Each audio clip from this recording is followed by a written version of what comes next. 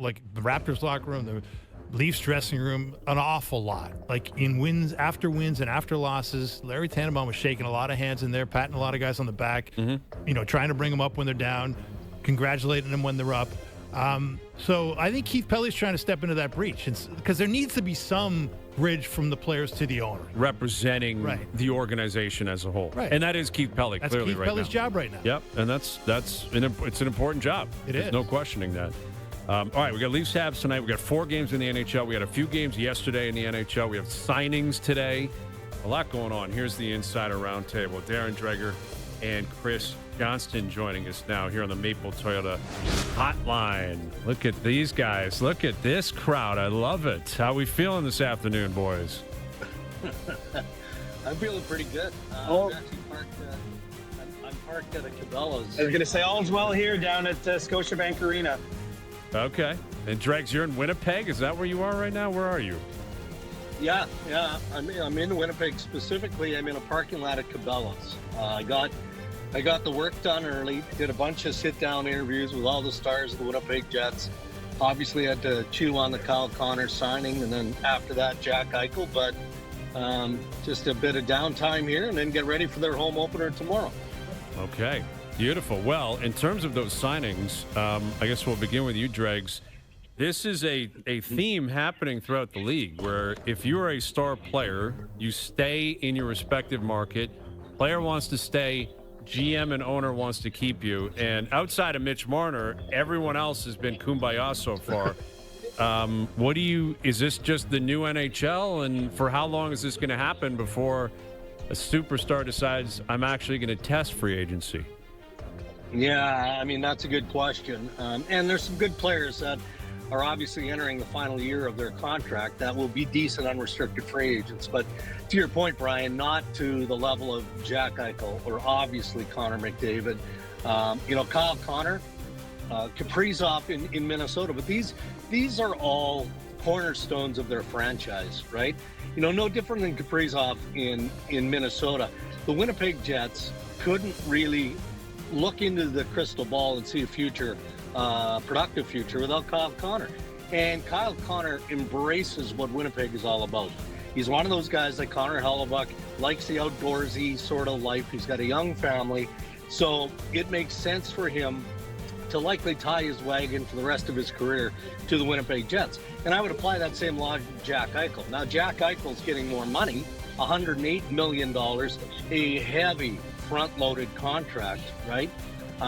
But he sees the Vegas Golden Knights as near perfect fit for him. The Vegas Golden Knights see Jack Eichel as a perfect fit for them. So why mess with it, right? Just get it done and live your professional life the way you want to. And know that you're a contending team and you have a chance almost annually to win a Stanley Cup. Dregs, did any of these guys have a mandate where it was like this better get done before the season, or they pulled a Phil Kessel and they didn't want to talk throughout the season? And it seems like prior to drop of the puck, they had to get these done. Was that a mandate for any of them? I didn't get that sense. I didn't. Look, I mean, specific to Kyle Connor here in Winnipeg, they were talking on almost a daily basis. Kevin Shovelday off the agent there, Rich Evans. And as I said, Kyle Connor made it clear he wanted to get a deal done in Winnipeg. However, the business side of things dictated that for the first time, the Winnipeg Jets had to pony up a signing bonus, $41 million. It's not chump change. So there was an appetite to get it done. Nobody wanted it to be a distraction. And in a small market like Winnipeg, I can tell you guys, this is like going into game one of a playoff series. Like, the city isn't electric, but there's a buzz because of this contract extension. So I think McDavid didn't want the distraction, and Jack Eichel's probably the same. They just wanted to get it done, but I don't think there was an actual mandate on it. With Darren Dreger and Chris Johnston, and CJ, you said you're down there at Scotiabank, and we were talking about this, the Leaf lineup prior to you guys coming on, and we had Craig Berube on yesterday, and he was pumping the tires of Easton Cowan like he has for 3 weeks and saying he's ready and we want him up here and maybe he will be available, kind of tipping his hand a little bit. And then Cowan gets called up tonight and he's with the team, but he's not in the lineup, which would be Berube's decision.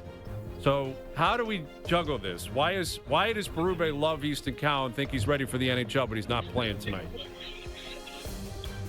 Well, I think two things can be true at once. The Leafs feel that Cowan performed more than well enough in training camp that he earned a spot on the team. And that's, that was reflected in the way Berube has spoken about him really since the early days of camp, right through to here, the start of the season. But the flip side of that, I think at the same time is, they don't want to put too much on his plate. And I think that they're kind of going through, those two things. And really it's kind of a weird last few days, I have to feel, for Easton Cowan, because he had such a good camp. It was all positive. And then because of the way the cap works, the Leafs sent him down as part of the gymnastics they were doing, just for a day.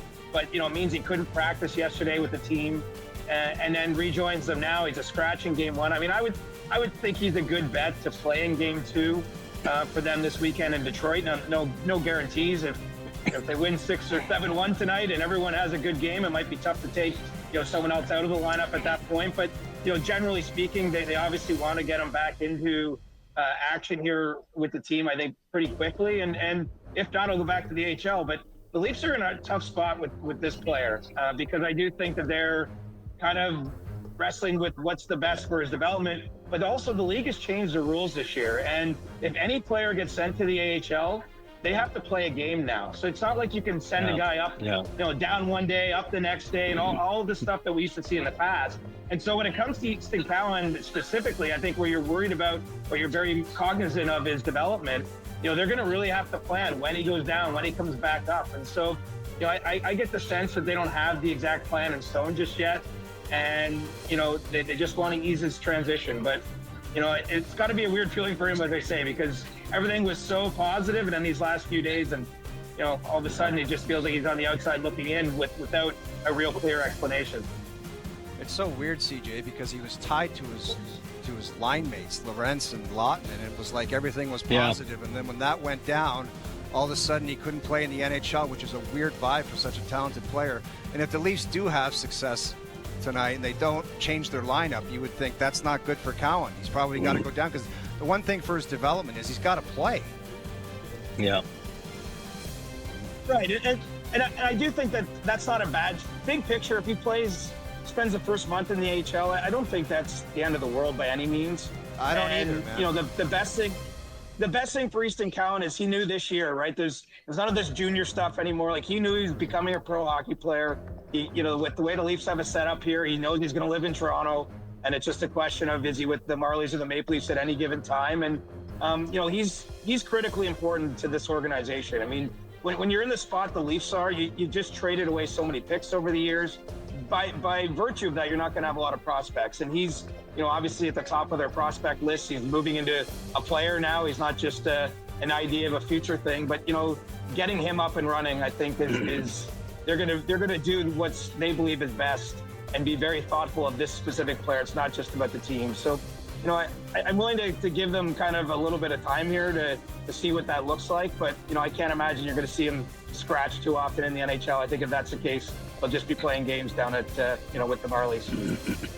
With Darren Dreger, TSN Hockey Insider, Chris Johnston, our TSN Hockey Insider. Leafs Habs tonight on TSN Radio. So from Montreal's standpoint, Dregs, they had a phenomenal stretch run down the stretch last year. Yeah. Unbelievable. They make the playoffs. They go out there and acquire Noah Dobson this year. What do you think the next step is here for the Habs? Like, if they officially recognize themselves as a playoff team, do they feel like they have to continue to prove that? They're still young. Demidov's here now. Lane Hudson going into his second year. Like, where do you stand on the projection of Montreal and the business that maybe still has to be done there? Yeah, no, there's still work to get done there. They have some interesting storylines, right? We're still wondering, about their number 2 center. In fact, you're looking at that second line in Montreal, and you could, in theory, put question marks beside all of those guys. And, we've spent a lot of this, preseason and training camp talking about Kirby Dach and Patrick Laine. And, there was some concern. They need Kirby Dach, a veteran, experienced player with injuries behind him, to get off to a good start, right? So by initially having him penciled in with Demidov and Patrick Laine, they felt like maybe that saddled him too much with the defensive cleanup, playing with those two guys. So it appears they're going to give them a different look, but they have comfort in going back to that line. I look at their defense, and I mean, their top four is rock solid. They've got Carrier in their third pairing with Arbor Jacki, and maybe that's a temporary situation. I don't know. But I think that there's a real belief that they can go deeper than they did a year ago. I think the way they played in the second half and how things came together late in the season last year maybe went a little bit beyond expectation, but that's not where they're at right now. That's not. They expect to be a playoff team, plain and simple. And in the meantime, they've got that Lane Hudson contract extension, which, unlike Eichel and Connor McDavid, I wouldn't expect that this one is going to get done anytime soon. It's Why a bit is of a that, mess Dregs? there, That should be a layup, shouldn't it? After what's gone on the last few days, isn't that contract a layup for those guys to get him done? I mean, what is that layup? 8 times 10, oh? Because no Dobson's 9.5, right? Yeah. Well, if that's what he wants on the paper, then that's what you got to put on the paper. Yeah, I honestly think it's been reported on well and fairly. There's a lot of emotion in that negotiation.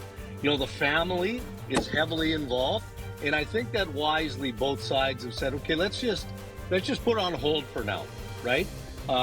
Cortex represents Lane Hudson, has come in with a team approach now. It's not just one agent. Darren Ferris is overseeing it. Ryan Barnes is involved. There might be a meeting with Ken Hughes, the GM, Thursday in Detroit. So tomorrow in Detroit. They haven't officially made that so, but it's a bit of a spicy meatball right now as far as the overall look of this thing is. So I think they needed to calm down. So guys, what did you make of the Oilers continuing to do some business as the reverberations of Connor McDavid's contract extension continue to be felt around the league? How did you interpret Matthias Ekholm signing up for 3 more years at $4 million, which is obviously a discount off his current cap hit of $6 million? I mean, is that a guy taking the lead of the captain, or is that a little bit of a risk for the Oilers, given the fact that he is 35 years old and tacking 3 years on is going to put him into some precarious territory with injury and age? Well, I see it, Dave, as a direct, trickle-down effect, I'll put it, from Connor McDavid. I mean, you're right. There's obviously risk at his age, and, he missed considerable time last year with injury and a lot of hard miles there.